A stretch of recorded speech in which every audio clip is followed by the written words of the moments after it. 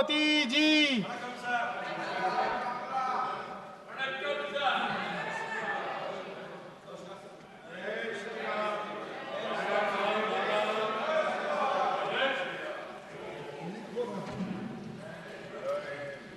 Question number 106, Sri C.V. Shanmugam. Not present. Honorable Minister. Chairman, sir, the answer is laid on the table of the House. Professor Manoj Kumar Jha. Thank you, Honorable Chairman, sir. Through you, sir, I request the Honorable Minister to let us know whether the government plans to review the Civil Liability for Nuclear Damage Act 2010 to address any gaps like limited liability, ecological consequences, etc. Thank you, sir. Honorable Minister. Sir, although the question is not related to the original question asked, nevertheless, I would like to mention that as far as the civil nuclear liberties are concerned, we have already, in fact, I'll read out the exact text for the benefit of the... There is already a treaty in place, and India is a part of that. And all the safeguards have been taken care of, and in no way will the supplier be affected, which was actually the apprehension in the early phases, which led to some amount of disenchantment on account of the foreign supply. So this is Civil Liberty on Nuclear Damage 2010. So in case of accident, the first liability is on the operator. In case of operator proving the supplier's fault, then it is the second one. Supplier plus operator insured for rupees 1,500 crore, and operator, that is the NPCL, pays a premium of about 120 crore. And beyond 1,500 crore, the Government of India up to 3,000 crore. And beyond that, since the conventional supplementary compensation, India is part of that too, it is taken care of as far as the nuclear damage is concerned. So all the apprehensions have been addressed from time to time. And I think this debate is now no longer alive, because it was being taken care of for several years now. But at the same time, I'm sure the member would be glad to know that in the recent few years, the Atomic Energy Department, like the Space Department, has acquired an extreme degree of esteem in the world platform. Just as in the case of the space sector, in the last 3 years after it was opened to the private sector, it has made a quantum leap from just one-digit startup, now we are 300. In the space sector also, because the question pertains to the atomic energy, I would rather stick to that. Here also, we have a certain world records achieved in the last few years. In the last 10 years, ever since Prime Minister Modi took over, the KGS-1 in Karnataka, the Kaiga generating station, has completed a record number of 962 days of continuous operation. So India, which was considered to be having a very dismal capacity as far as nuclear energy is concerned, is now setting also role parameters for the other countries. Similarly, our Tarapur plant has completed 50 years of operation, which itself is also a record. And the first indigenous pressurized water reactor is coming up at Kakrapur, Gujarat. All the 4 units have been made functional. The Kundakulam, which was envisaged somewhere in 1989, was lying pending, is also now functional. And besides that, I think living up to Homi Baba's declaration of using atomic energy for peaceful purposes, today it is no longer confined only to the limited functions or limited applications.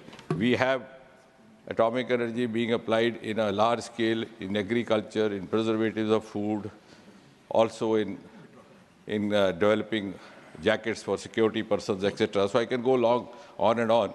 But having said that, I think now is the time when instead of being led, as far as the scientific initiatives are concerned, India is also in a position to lead in certain ways and also offer cues to others. Shri Jairam Ramesh.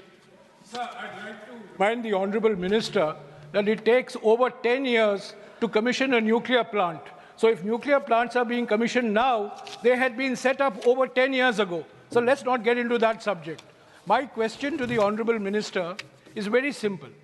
Over 40 years ago, the Atomic Energy Regulatory Board was established to enforce safety standards in the functioning of nuclear plants. Now, the Honourable External Affairs Minister is here. In one of his previous avatars, he has dealt with this issue. My question to the Honourable Minister, is the government thinking of creating an independent statutory atomic energy regulator, or will you allow the regulator to be part of the nuclear establishment itself, which is somewhat unique to India? So the question is very straight. Honourable Will you Minister. bring a law in Parliament to set up an atomic energy regulator? We'll give a very straight answer to that. But before that, just as picking up from your opening remark, that takes 10 years, and that left-handed compliment. Chairman, sir, I need your protection, your indulgence, and your permission to make one observation, precisely reply to the first remark. The honourable member often accuses government of pre-celebrations. But sometimes it appears in his haste to corner the government, he tends to get the facts wrong. And I am carrying with me, because I knew he would ask. 1 second. Somewhere. I greatly appreciate Only the yesterday, reputation, two of you. Only yesterday, He Chairman, asked, sir. 1 second. He asked a supplementary and you have a written note. No, sir. I appreciate Yes, sir. this Only synergy yesterday, he went to the media to say that the minister gives contradictory figures in his replies. I am glad that he has given me occasion to talk. But in his haste to corner the minister of the Modi government, what he mistook, in spite of all his intellectual pretensions, was that in one of my questions, the amount mentioned related to the construction cost of the plant, nuclear plant. And the other question, it related to the cost for power generation. He had mixed up the two and tried to find fault. So I don't know whether the honourable member has done a very honourable job doing so. But nevertheless, if you are in a compulsive habit of doing this, please try to avoid mischief with me. And now I come to the answer. Yes. And now I come to the answer. I'll now come to the answer. I was responding to his opening remark. I have a right to respond to his opening remark. And now I'll reply the question. Now I'll reply the question, Percy. Why did you make that opening remark then? Why did you have to make that under the cuff remark? So I have responded to his opening remark and I'll now respond to the question, Percy. Chairman, sir, in the Department of Atomic Energy, we follow the rule of safety first, production next. The honourable member himself says it takes 10 years to set up a plant. This government has been in place for nearly 11 years. We have not only set up new plants, we have also made those plants functional which were left unfinished by them, which includes the Kundakalam plant, which belongs to the district where the honourable member who is not here has put the question. It did not become functional. No, it did not become functional. You can ask anybody in Tamil Nadu. It was lying. It was not made functional. Secondly, now as far as the safety, it was not made functional. It's only now. Now, please get your facts right. You may indulge in this mischief with others, but please spare me because I am equally good at doing so. We belong to the same school of learning. Now, coming back, sir, as far as the safety is concerned, for the benefit of the rest of the House, because that's an important question as far as the safety, so for the benefit of all. I hope there are not many people from the same school in the House. we can suffer two of you. Thank you, sir. No, but this is an important as far as the safety is concerned, because I'm sure the entire House would be eager to learn about this. At the time of the selection of site itself, of course, I'll come to that, whether the Atomic Energy Regulatory Board guidelines are followed. Then every 3 months during the construction, there is an inspection. After the plant becomes functional, then every 6 months. After 5 years, there is a renewal of the license. And it is not limited only to the Atomic Energy Regulatory Board, which of course is in place, as the Honourable Member rightly mentioned. We have the international organizations also supervising it. For example, the World Association of Nuclear Operations, which is called WANO, they make periodic reviews. And similarly, for the safety purpose, we have evidence now, which was not done earlier, which is done only now. We have measured, because I think all of us, including the Honourable Member, would learn not to talk without evidence, which he did yesterday. The measure is in microsieverts. We have done a small survey in all the Indian plants. Sir, the critical value of safety of a radiation from any plant is 1,000 microsieverts. But in none of the Indian plants, it crosses even 2 digits. It is in some of the plants, including the Kundakalam, it is 0.081. And now again, my next observation may not be very pleasant for the Honourable Member. In the last 10 years, the level of radiation has gone down tremendously. If, for example, in Kundakalam itself, if it was 0.081 microsieverts, today it is 0.002. In case of Kalpakam, it was 23.140 in 2014, when you left the Department of Atomic Energy. Now it is 15.961. So I think progressively there is a decline, evidence-based, in the radiation emitted. Furthermore, the safety part has also been taken off to the extent that we have learned from the experience of others. For example, if you go by the location, our eastern coast is located about 1,300 kilometers away from the tsunamic zone, which is in Indonesia. And our western coast, where we have Tarapur and other plants, is located nearly 900 kilometers from the tsunamic zone of Pakistan. So I think that part itself is, and then we also follow more parameters, like taking the highest level of the flood in case of a sea level, and then going beyond that, locating the plant above that, and also measuring the high tide levels. So I think there is enough reason to be reassured. Honourable Minister, you said that he gave you the opportunity which you were thinking of. Actually, give me the credit I deserve. I gave you the opportunity by calling upon the Honourable Member to ask the supplementary. Professor Ram Gopal Yadav. Sir, ये सही है जो माननीय मंत्री जी ने अपने written उत्तर में दिया है कि बहुत सुरक्षा का बहुत ख्याल रखा जाता है जब इसको बनाया जाता है। मेरा सवाल जो है सुरक्षा से ही संबंधित, लेकिन दूसरी तरह का है। कलपक्कम जो आपका न्यूक्लियर रिएक्टर है, fast breeder reactor, the only fast breeder reactor in India, वो बिल्कुल बंगाल की खाड़ी के किनारे ही है। सामने हिंद महासागर है और एक तरफ लाल सागर है। प्रश्न ये है कि बहुत बड़े पैमाने पर कहीं से भी अगर दुश्मन की पनडुब्बी आके कहीं इसको डैमेज करे तो उसको रोकने के लिए आपने क्या व्यवस्था की? हम लोग वहाँ कमेटी गई थी, तब भी देखा था कि उसकी सीमाएं असुरक्षित हैं। दूसरी तरफ आपने पेड़ पौधे लगा दिए, उसमें कुछ सिपाही खड़े रहते हैं, they can not protect it.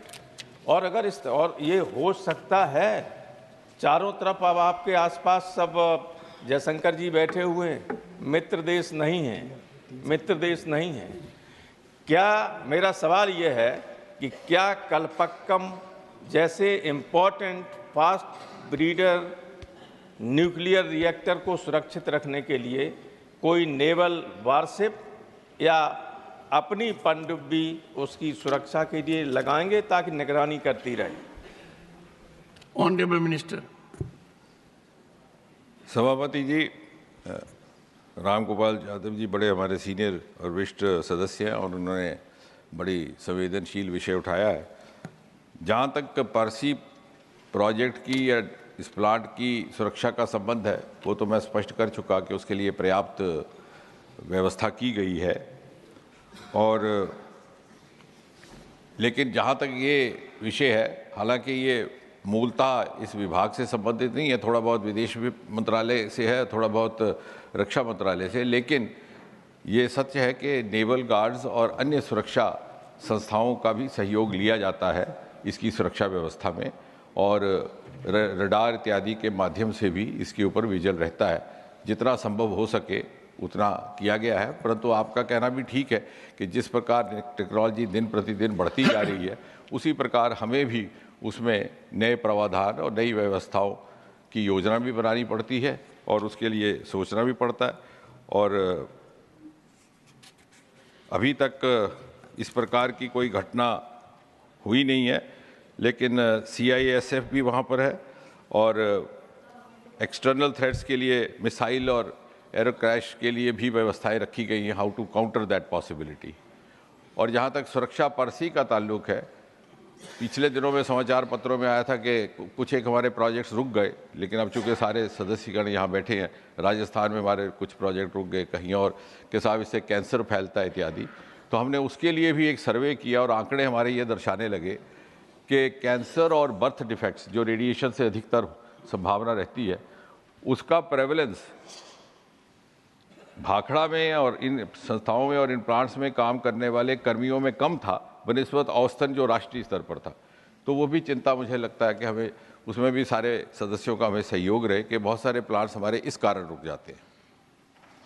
Honorable members, since the honorable member asking the question was not present, I will accommodate 2 more members so that the number of supplementaries is 5. Shri Sanjay Raut. Sir, थोड़ा एक अलग सवाल मैं मंत्री जी से पूछना चाहता हूँ।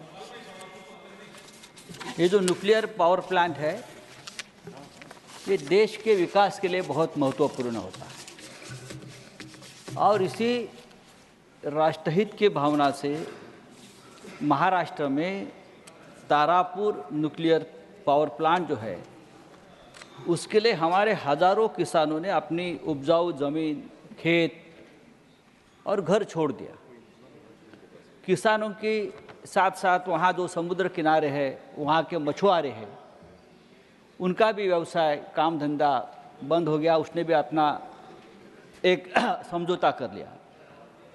लेकिन आज भी उस एरिया के न्यूक्लियर प्लांट से प्रभावित 2000 जो परिवार है, उनका पुनर्वास नहीं हो सका है। 2000 से भी ज़्यादा परिवार है और जो वादे किए थे उनके बारे में, तो उनको नौकरी मिलेगी, परिवार को उनको घर मिलेंगे, पक्के मकान मिलेंगे, ऐसा एक भी वादा 2000 परिवार के बारे में पूरे नहीं हुआ। प्रधानमंत्री तक शिकायत दी है, डेलीगेशन प्रधानमंत्री जी आपको भी मिला है। मेरा मंत्री जी से सवाल है, क्या ये जो लोग हैं जो अभी भी ठोकरें खा रहे हैं पुनर्वास के लिए, उनकी समस्या के बारे में आप गंभीरता से विचार करेंगे? Honourable minister. सभापति महोदय, ये प्रश्न बड़ा मानव संवेदनशीलता से जुड़ा हुआ है और ये सच है कि सरकार भी इस विषय पर प्लांट स्थापित करने के समय से ही विचार करना प्रारंभ कर दी थी और अब तो हमने इसमें कुछ एक नियमावली भी स्थापित कर दी है। उसमें कुछ R&R प्रोविजंस हैं कि अगर उनको वहाँ से अपनी ज़मीन खड़ी छोड़नी पड़ेगी या जगह छोड़नी पड़ेगी, लैंड वेकेट करना पड़ेगा, तो उन्हें पुनः कहाँ पर सेटल किया जाए। एक वो, उसके अतिरिक्त CSR जो हमारा रहता है, उसमें से भी इनके लिए व्यवस्थाएं भी की जाती हैं, स्कूल इत्यादि भी खोले जाते हैं। और तीसरा ये कि नौकरियों का जहाँ तक संबंध है, उसमें रियायत भी दी जाती है। उदाहरण के तौर पर यदि किसी पद के लिए 12वीं कक्षा मिनिमम क्वालिफिकेशन है, तो इन परिवारों के सदस्यों के लिए 10वीं कक्षा कर दी गई, कहीं एज रिलैक्सेशन कर दी गई। लेकिन होता ये है कि साल गुजरने के साथ साथ परिवार बढ़ते जाते हैं और वो क्लेमेंट्स भी बढ़ते जाते हैं, तो उसमें थोड़ा सा निर्धारित करने में प्रशासन को समय लगता है, लेकिन ये क्रम निरंतर जारी है। Doctor NVN Kanimoji, fifth supplementary. Sir. Sir, through you, I would like to ask the Minister, how does the proposed away-from-reactor facility at Kudamkalam Nuclear Power Plant aim to manage spent nuclear fuel, and what are the safety assurances towards it? Thank you, sir. Honorable Minister. Actually, this question arose earlier also in the context of Kalpakam, and the honourable member has also, I think, earlier also expressed her concern, because there was this dumping of this used fuel happening, and some apprehension arose that this might create some problems. But it is not so. Actually, this is a known practice, and it's not even the waste as such. It's again used. So away from reactor means that for a certain period of time, you store it at the same location. Then away from reactor means a few meters away. It's kept there for a few months. Then it is taken away. So this is a normal practice, and the containers are such that there is no room for the radiation to escape out and cause any damage to the surroundings.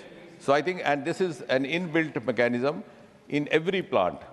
Somehow this apprehension arose from Kalpakam a couple of years ago, but it is actually being done.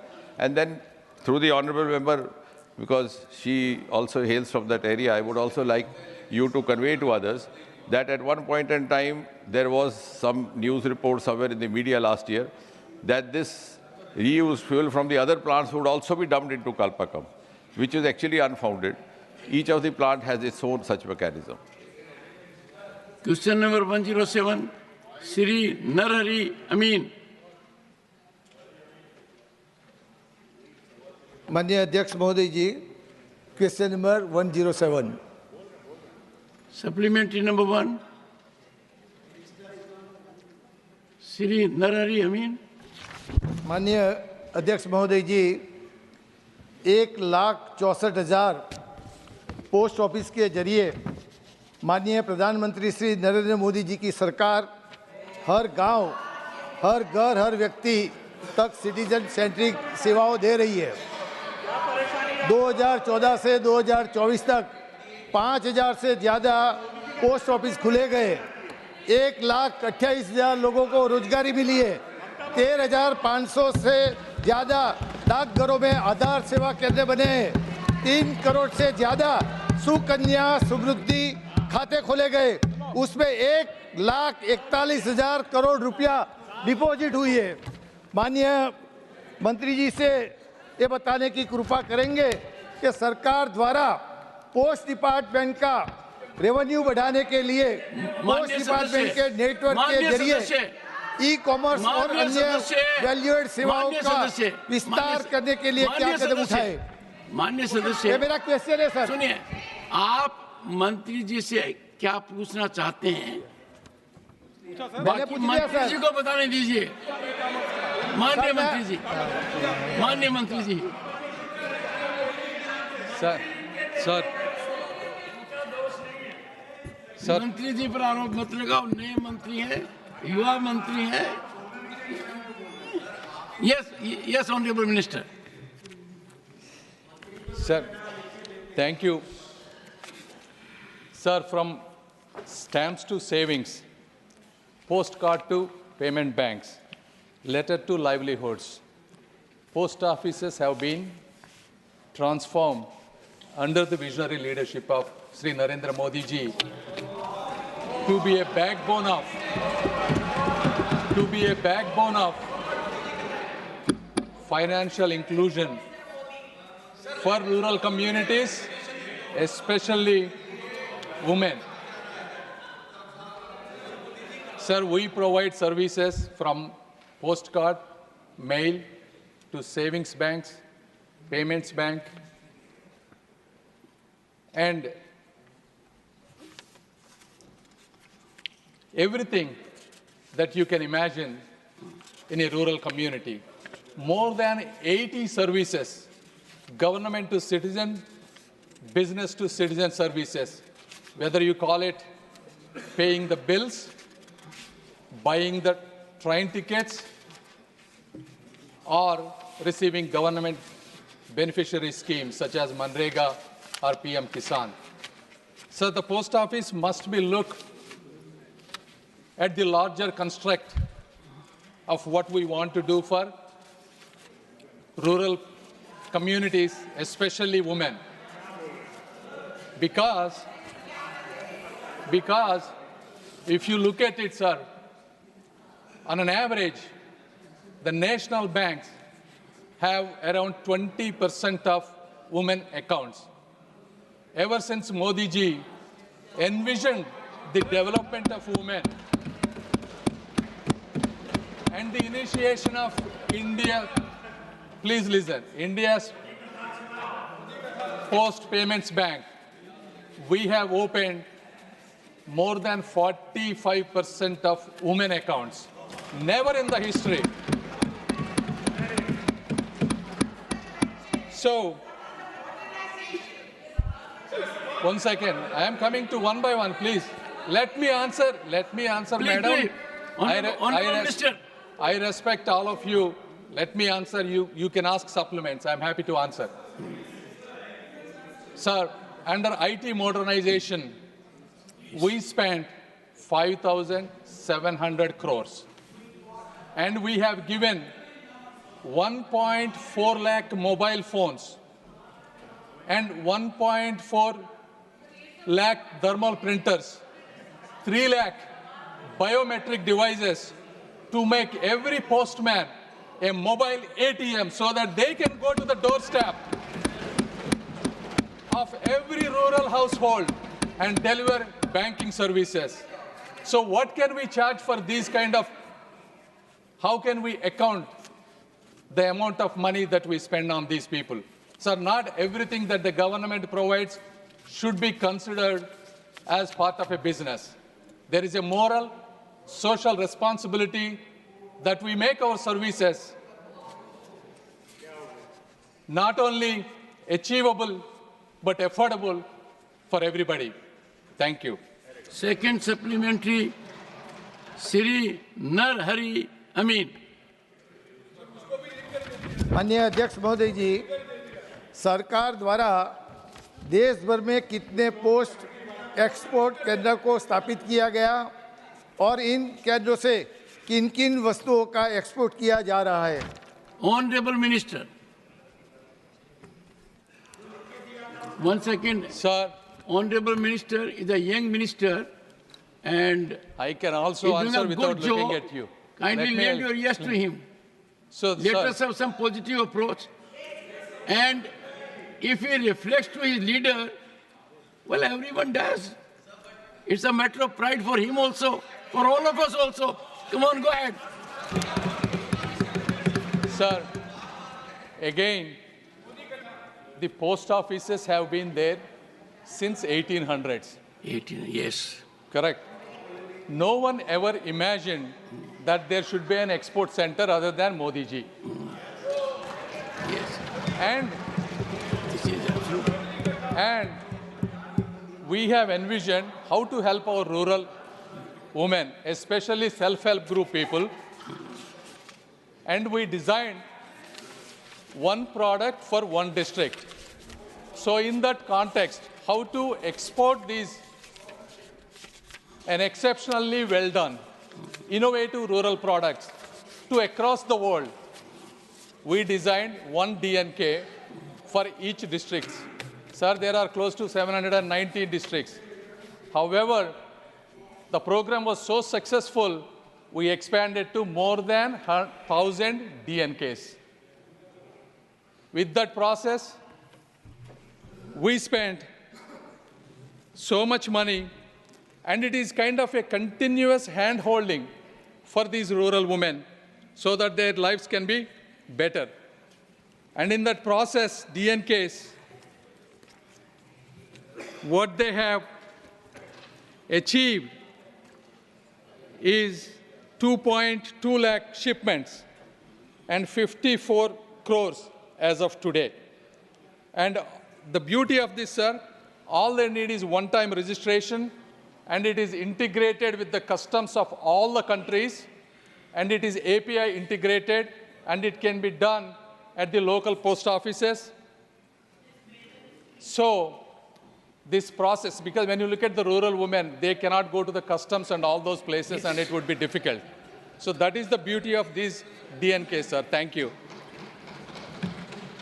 Third supplementary, Dr. V.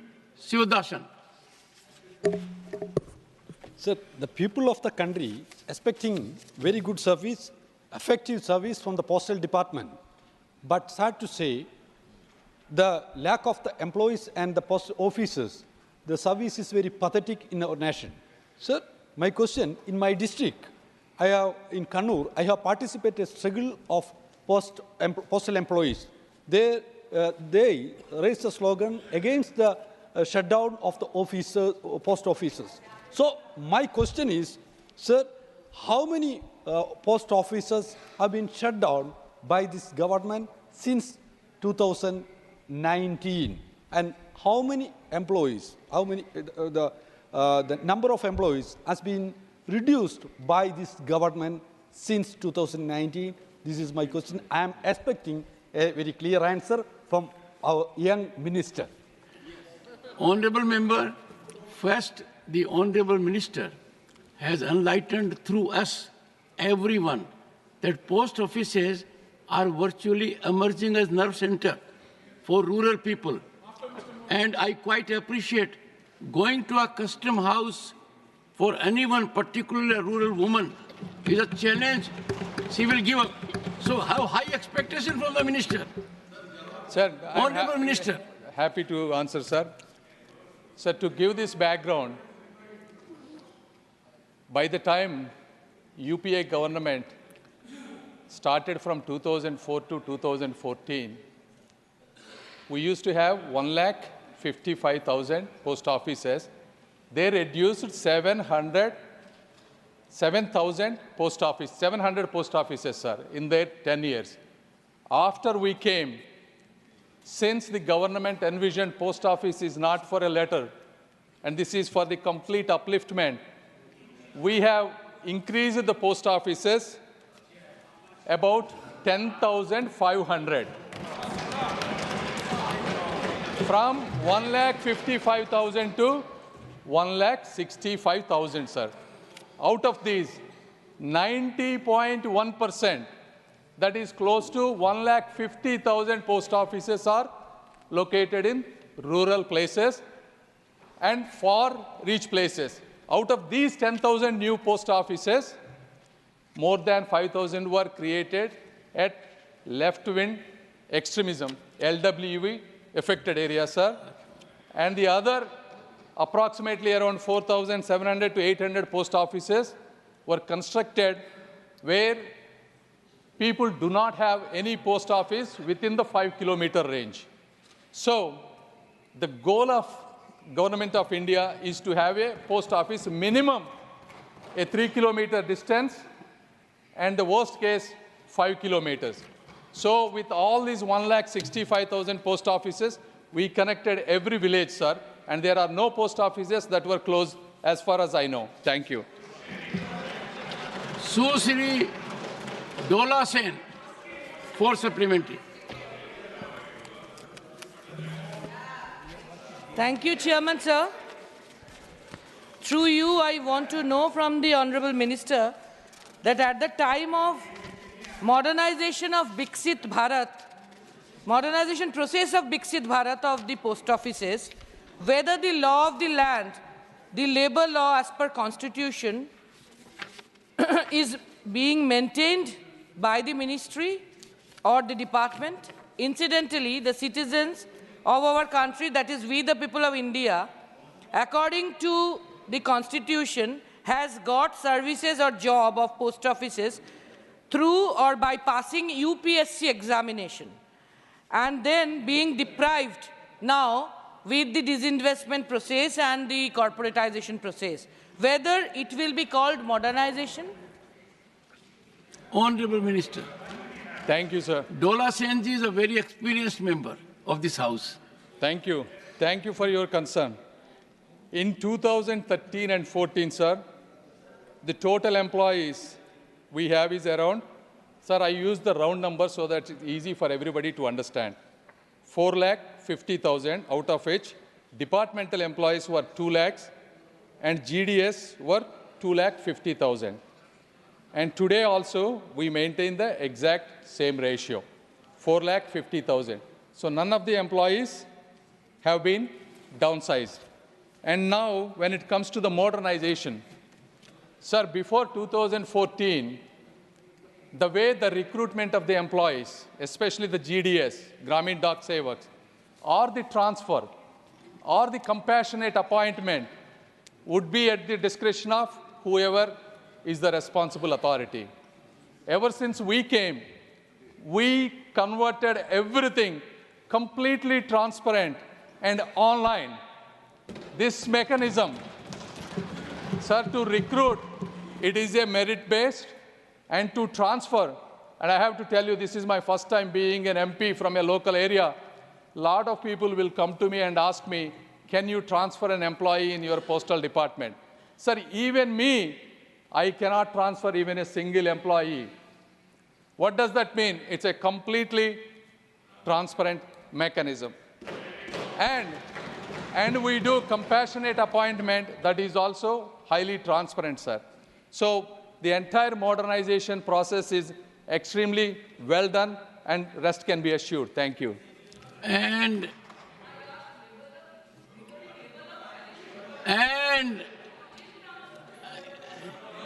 see, no, Honorable Minister, you can respond only when the member rises and asks some question.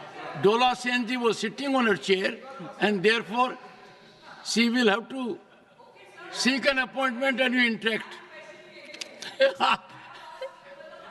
Last supplementary, Shri P. Wilson. Sir, from birth to death, no doubt Postal Department plays a very crucial role in conveying the messages to the citizens once upon a time. Sir, now you have to see how the quality of the Postal Department is affected. Sir, one of the reasons is not filling up of various vacancies in the Postal Department, particularly vacancies meant for scheduled caste, scheduled tribe, OBCs are lying vacant for years together. And by filling up, this could take care of the manpower.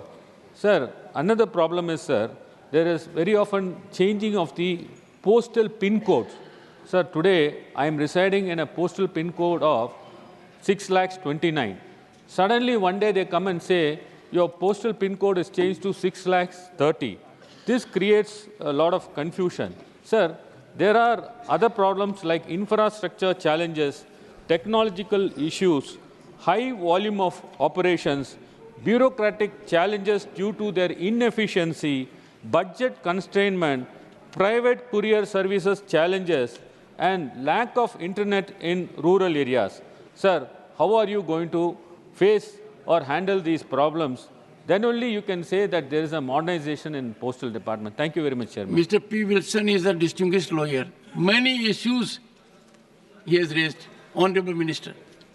Sir, you asked multiple questions. Number one, the recruitment of the people is according to any other governmental norm, sir. As I said, it follows regular, routine employment process, sir. So I cannot comment on that. Number two, what you said is online payment. The online payment, the online services, internet, definitely there is a, sir, it used to be no internet before 2014. Then with IT modernization, we created not one, minimum 2 internet connections to every postal office. And number 3, so that there will be some redundancy. As I said earlier, we bought 1.4 lakh mobile phones because more than 95% of all rural areas are 4G connected, sir. All these new phones are compatible with 4G and 5G, and most of these postal services are being implemented at the doorstep through the mobile phones. In addition, we upgraded 22,000 computers and all the hardware. And we are, sir, this technology upgradement is a continuous process. As you know, the desktops gets outdated, the infrastructure gets updated, cloud services will be coming. So this will be a continuous process, sir. If there are any specific 1 or 2 areas we are happy to address, please come to our office and tell us, and we have a mechanism to address them, sir. Thank you. For that, you have to invite. Of course, sir. Thank you. Well, I think the sense of the House should be that the Honorable young Minister faced bouncers rather well and then has performed well, I'm sure. We must appreciate his level of preparation. Question number 108, Sri P.P. Sunir. Honorable Minister. Laid on the table of the House. Supplementary number 1, Sri P.P. Sunir. Sir, the amount of exports to Israel since the beginning of the conflict, including equipments that aid in manufacturing weapons. Honorable Minister. Sir, the supplementary asked is not directly related to the question because the question focuses on our position on Palestine, our voting in the UN, the aid sent to Palestine, which I will be very happy to share with the House, sir. With regard to our exports to Israel, in particular, any export which is related directly or indirectly to munitions or military sense, that is not an information that is in the public domains. Supplementary number 2, Sri P.P. Sunir. The position of the Government of India on the International Court of Justice warrant against Israel Prime Minister Benjamin Netanyahu and former Israel Defense Minister Yoav Gallant and a Hamas leader for war crimes, in accordance with international law and rule-based global order. Honorable Minister. Sir, the Honorable Member would be aware that India is not a member of the International Criminal Court. When the International Criminal Court was constituted, the question of our membership was considered. For very good reasons, after a great deal of deliberation, India decided not to become a member. So, with regard to any decision passed by the ICC, it is not binding on us. So, it is not a matter on which we have taken a formal position. Third supplementary, Sri Tiruchi Siva. Thank you, Chairman, sir. Sir, it's very hard content to know from the Minister that India extends humanitarian assistance to the people of Palestine both bilaterally and through United Nations Relief and Work Agency. But a resolution has come upon 27th of October 2023 in the UN. That is protection of civilians and upholding legal and humanitarian obligations, which resolution India has abstained, sir. Sir, both are contradictory. Why India should abstain such a genuine resolution? Honorable Minister. Sir, India has given assistance to the people of Palestine at this particular time. I would like, sir, through you to bring to the notice of the House that we make an annual contribution of $5 million to the UNRWA, which is the main assistance providing agency. This amount traditionally used to be $1 million. So during the time of under the decision taken by this government, it was raised from $1 million to $5 million. In recent times, in terms of the conflict, sir, we have provided 70 metric tons of aid, of which 16.5 was of medicines in 2023. We have given 65 metric tons of medicines to Palestinian Authority and to UNRWA in 2024. We have provided 33 metric tons of medicines to Lebanon. Now, with regard to the particular resolution, sir, which the honourable member referred to, we abstained. In fact, during this period, sir, there have been in the General Assembly a number of resolutions. We have voted in favour of many. We have abstained on some. Generally, when we abstain, the reasons are the resolution is not balanced. The resolution is more divisive. The resolution can set a precedent which has consequences for us. The resolution has larger implications. In this particular case, sir, we felt that the resolution was not well drafted. It was not well considered. We had reservations on the language. Our concerns were not accommodated, and that is why we abstained. And as a matter of fact, I think the entire House knows, India has been virtually first responder when there are issues of earthquake, requirement of medicines, even during COVID. And that soothing input I get from foreign dignitaries calling on me, or I calling on them. So that, I think, goes to the credit of this House and the government. See, because we have been, as a matter of fact, when it comes to when it comes to evacuation, when it comes to security on high seas, when it comes to supplying medicine during COVID, now these are the inputs. I'm not saying. The people have expressed their gratitude to me, and therefore I am sharing with the House. Shri Saket Gokhale, supplementary number 4. Thank you so much, sir. Tiruchiji, the Honorable Minister has given, I'm sure you'll appreciate with your experience, very exhaustive answer that being abstention on a resolution is driven by several circumstances. The script of the resolution, the consequence of the resolution, its long-term impact. It is not simpliciter that it expresses what you indicated. That, as a matter of fact, is driven by our civilization. Wherever there is a need for humanity, we have been supplying, and sometimes, in toughest of situations, diplomatic also. Saket Gokhale. Sir, thank you very much. Let me express gratitude to the Honourable Minister for the fact that India has always, and previous governments, that India has always been a supporter of a two-state solution in Israel and Palestine, and for the aid that is being sent by the Indian government.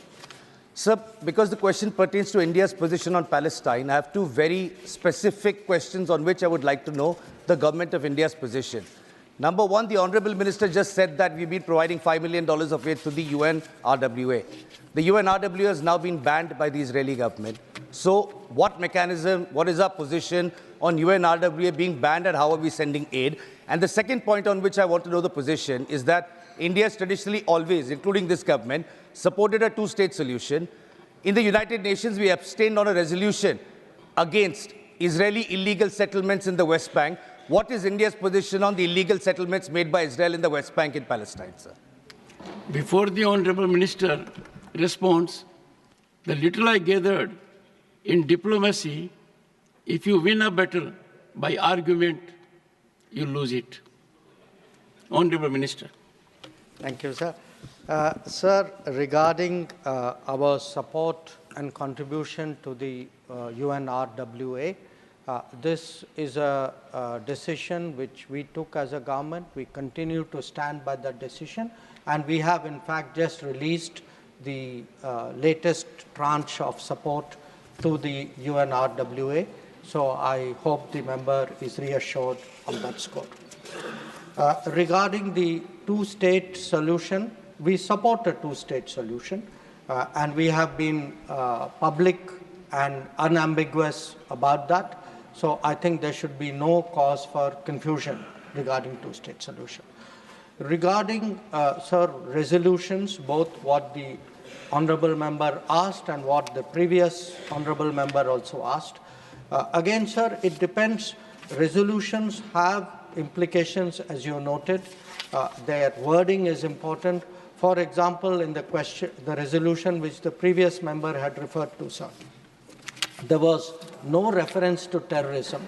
There was no reference to hostage-taking. So, in our mind, a resolution which does not reflect the entirety of the situation is not a balanced resolution. And a country like India, which is itself a victim of terrorism, if we countenance the fact that terrorism is underplayed and ignored, it is not in our interest that we do so. So when we look at any resolution, we look at the wording, we take a very, very mature view about it. And I want to say, as a matter of principle, we, sir, condemn terrorism, we condemn hostage-taking. We do believe countries have a right to respond to these situations, but countries should be mindful of civilian casualties. They must observe humanitarian law, and we would like a ceasefire and an early end to violence. Our position has been very, very clear, but we would like this duly reflected in well-worded resolutions which are balanced. Question. Last supplementary, Dr. John Britas. Dr. John Britas. Thank you very much, sir. Sir, the Honorable Minister has got extensive experience and expertise. He's hands-on all these issues. I think no one disputes that. No one disputes. Okay, go ahead. So I would refer to the diplomatic facet of an issue, which I hope that Minister would sincerely respond to. Is it a fact that Palestine Authority's Minister of State on Foreign Affairs met our ambassador, Ms. Renu Yadav, requesting to reconsider arms sales to Israel due to their usage against Palestinian civilians, and also the need for international pressure on Israel to stop their violence on Gaza? If so, what has been the response of the ministry? Thank you, sir. Honorable Minister, and the Honorable Member seeks sincere response. Sir, so the issue of India's exports, including India's exports of anything which directly or indirectly has any military implications, is guided by our national interest and by our commitments to various regimes. So we are very responsible members of various international regimes, including the Wassenaar arrangement. We have an export control and licensing process, and we take decisions regarding any exports which is based on what we consider to be our national interest. Where Israel is concerned, it is a country with which we have a strong record of cooperation in national security. It is also a country that has stood by us at different moments when our national security was under threat.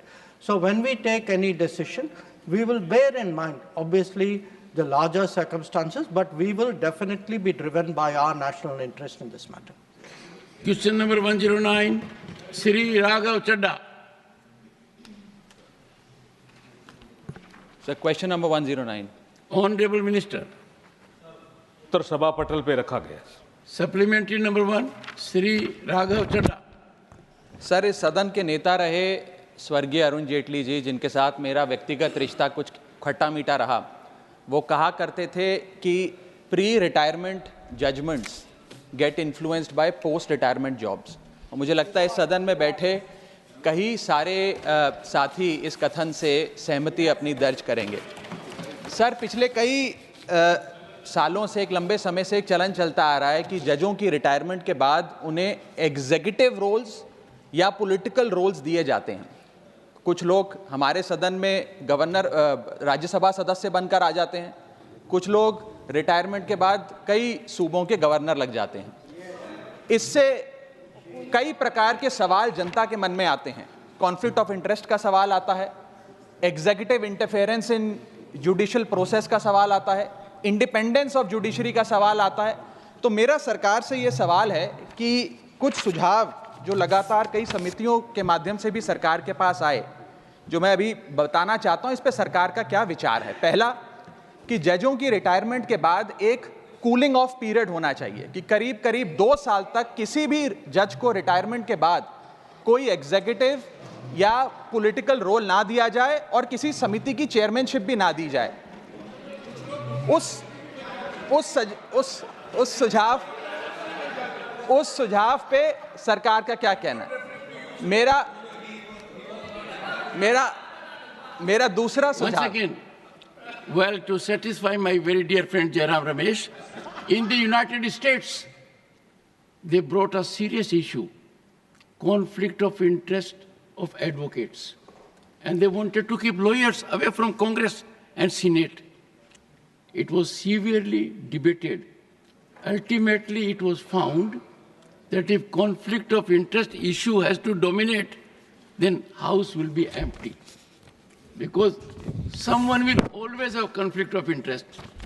Honorable member,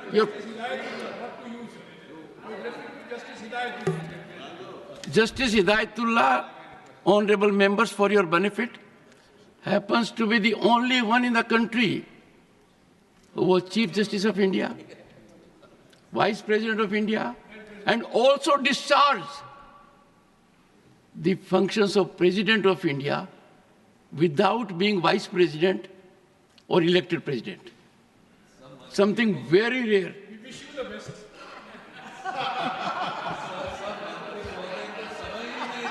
Raghav ji, आप अपना प्रश्न पूछिए। मैं शुरू से शुरू करूं sir? Sir मैं समाप्त कर रहा हूं सर। और आपने एक बात कही मुझे अजीब लगी। आपने कहा कि अरुण जेटली से आपके खट्टे मीठे रिश्ते थे। मेरे से भी आपके खट्टे मीठे हैं। ये खट्टे मीठे रिश्तों को अब आप छोड़िए। सर आपसे तो मीठे रिश्ते रखिए। सर आपसे तो मीठे हैं। नहीं सर, मैं सवाल तो खत्म कर लूं। आपसे तो बहुत मीठे रिश्ते हैं सर। परमात्मा कह रहे आपसे हमेशा रिश्ते मीठे रहे, खट्टे ना हो सर। सर मेरा सवाल जो था वो ये था कि सरकार जो 3 सुझाव लगातार तमाम समितियों के माध्यम से सरकार के विचाराधीन आए हैं, उस पर सरकार का क्या कहना है? पहला कि जजों की रिटायरमेंट के बाद उन्हें 2 साल का कूलिंग ऑफ पीरियड देना चाहिए, यानी कि रिटायरमेंट के 2 साल तक उन्हें किसी एग्जीक्यूटिव या पॉलिटिकल रोल में उनकी नियुक्ति नहीं होनी चाहिए। दूसरा सुझाव, उनकी पेंशन को इतना बढ़ा दिया जाए कि आर्थिक निर्भरता किसी भी पोस्ट रिटायरमेंट जॉब की जजेस पे ना हो, ना उनके मन में कुछ इच्छा हो कि हम रिटायरमेंट के बाद सरकार से कोई पोजीशन ले लें। और थर्ड सुझाव सर जो लगातार आता रहा है कि मेरिट बेस्ड अपॉइंटमेंट का एक प्रोसेस होना चाहिए जिसके तहत जजों को रिटायरमेंट के बाद नियुक्त किया जाए, ना कि सरकार की विम्स और फैंसीज के तहत। Honourable minister. चेयरमैन सर, माननीय सदस्य ने जो सवाल पूछा है उसमें इन्होंने पॉलिटिकल एंगल देने का प्रयास किया है। सुप्रीम कोर्ट व हाई कोर्ट के जजों की नियुक्ति संविधान के आर्टिकल 124, 217, 224 तथा सुप्रीम कोर्ट के 1993 सेकंड जज केस और 1998 थर्ड जज केस के आधार पर बनाए गए मेमोरेंडम ऑफ प्रोसीजर के अनुसार की जाती है। ये इनको भी पता है। वर्तमान में हाई कोर्ट के जजों की रिटायरमेंट एज 62 ईयर्स है, सुप्रीम कोर्ट के जजों की रिटायरमेंट एज 65 है और जो डिस्ट्रिक्ट कोर्ट हैं उनके रिटायरमेंट की एज 60 है।